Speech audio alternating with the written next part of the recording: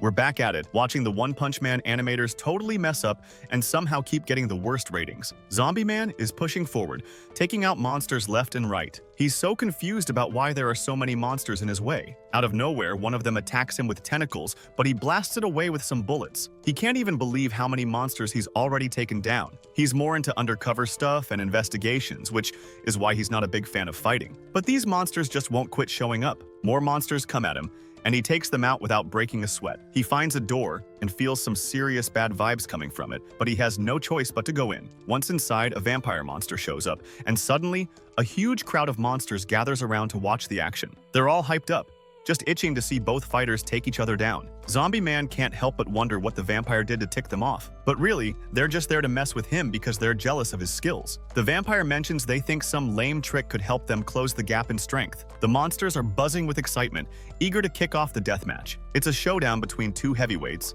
and only one will walk away from this place. They're all around him, ready to tear him apart, so there's no point in wasting time. The fight kicks off and the vampire tells him to block out the crowd and concentrate on the battle, saying he'll handle them later. He then acknowledges that Zombie Man is an S-class hero and asks for his name. As soon as Zombie Man responds, the vampire strikes with a surprise attack. He takes a bite, then immediately grimaces, disgusted by how terrible the blood tastes. He wasn't expecting it to be this bad. Zombie Man goes down, and everyone thinks he's out for the count. The crowd starts to lose interest, but then Zombie Man gets back up, catching the vampire completely off guard. The vampire laughs at him for getting back up and tells him not to expect any favors. He claims to be the one true vampire in the Monster Association, saying his blood is packed with supernatural power passed down through generations. He tells Zombie Man to pay attention and see just how huge the gap is between their strengths. Zombie Man shoots again, but the vampire catches the bullets and shoots them right back into his own brain, like a twisted trick. Thinking he's won, the vampire tells the other monsters to clap, but nobody reacts. Zombie Man gets back on his feet again, and now the vampire's just baffled.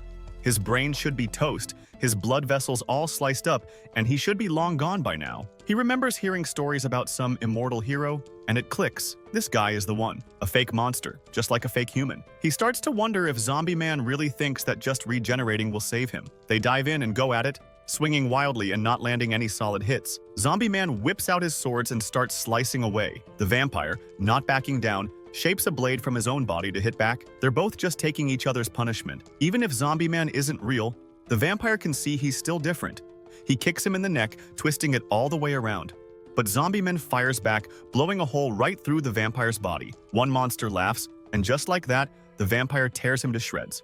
The vampire starts bragging that regeneration isn't just Zombie Man's thing. He calls him a weakling who's useless without his weapons. He insists that regeneration has its limits and decides it's time to tear Zombie Man apart. He sends out bats and uses the blood from other monsters to regenerate fully. But Zombie Man isn't going down that easily. He realizes it's do or die and gear up for a serious fight. After half an hour of battling, Zombie Man finally takes the vampire down by slicing him into pieces. The vampire can't even wrap his head around how Zombie Man is still standing after getting hit so many times. Zombie Man points out that he took 200 hits. In the end, he comes out on top. It's been ages since he faced a real challenge, and he's completely wiped out now. As he walks over to the gate, he drops to his knees. The other monsters see he's exhausted and start to get hyped up, thinking it's their chance to take him down. But instead, he bends the pipe at the door and slams it shut, trapping everyone inside. Then, he dares them all to come at him. The monsters just laugh at him. Later on, Zombie Man walks out after taking down all the monsters. Healing from that many injuries is gonna take a while, so he figures he should take a breather. He's eager to wrap things up quickly and really doesn't want to deal with this mess any longer. Meanwhile, Child Emperor lets everyone know that Wagenma is safe and heading back up. He reminds them that the monsters are super dangerous and tells everyone to stay sharp. Zombie Man is glad to hear the update and moves on to track down the next monster. Over on another side, Pig God runs into a monster blocking his path. The monster says he's been waiting for a hero like this. Heroes are tasty to him and make for great meals. He calls himself a monster with an endless hunger and plans to chow down on every hero. Elsewhere, Atomic Samurai students are searching the area. They soon bump into the team sent by Narinki to rescue his son.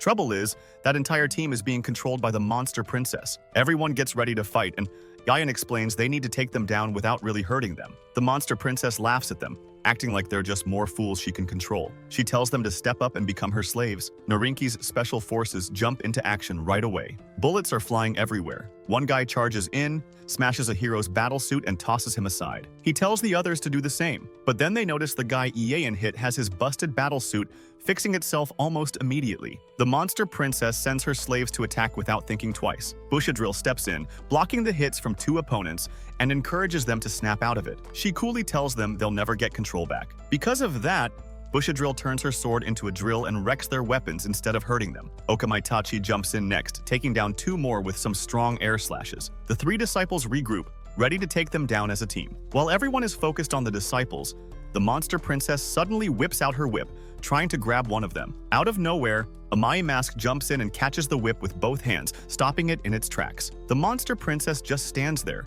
totally shocked. Amai Mask quickly figures out that the whip has something weird going on. It's got some kind of pain-based hypnosis inside. If it touches anyone, they're done for and will be under her control. That means everyone's at risk. He tells the others not to worry and insists he'll take care of it. They trust him and back off.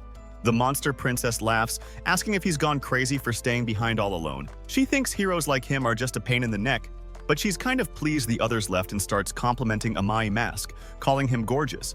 She's excited to finally meet him and suggests they spend some time together, mentioning that she's much older and a big fan of his.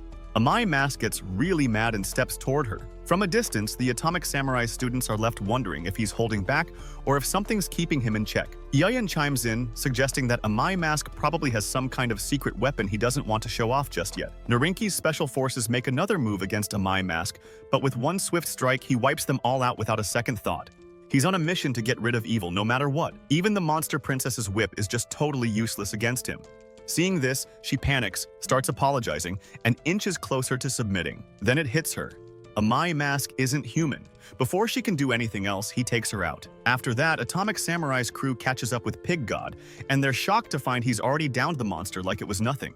For a moment, it feels like the danger is behind them, but then they pick up on something lurking beneath them. Pig God catches on too. Without wasting a moment, he rips open the ground right under his feet and drops straight down. At the bottom, they spot this monster named Meilong Hair, just chilling there. Everyone gears up for a fight. Out of nowhere, Okamaitachi feels his heart racing like crazy. He suddenly realizes he's falling for the monster, but he shakes it off and tells himself to get a grip.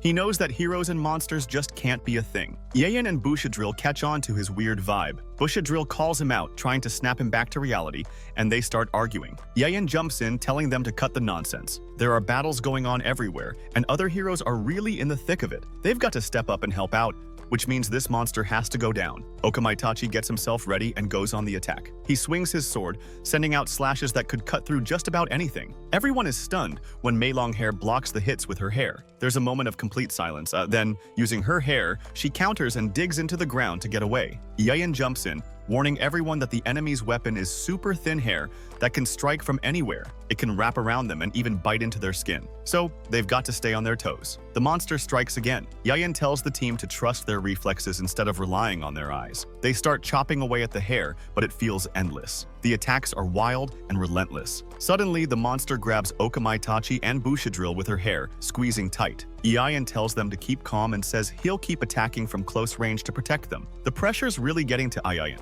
He can't help but think that if their master were around, everything would be way different. It reminds him of a chat he had with Atomic Samurai. He'd asked if the Monster Association had monsters that were just too dangerous to beat. Atomic Samurai had said that humans need to push past their limits. S-class heroes like Tornado of Terror and Pig God have already done that, but Yayan and the others aren't there yet. For now, all they can do is keep fighting and not give up. The monster keeps attacking, and the disciples are getting hurt and worn out, but they don't stop.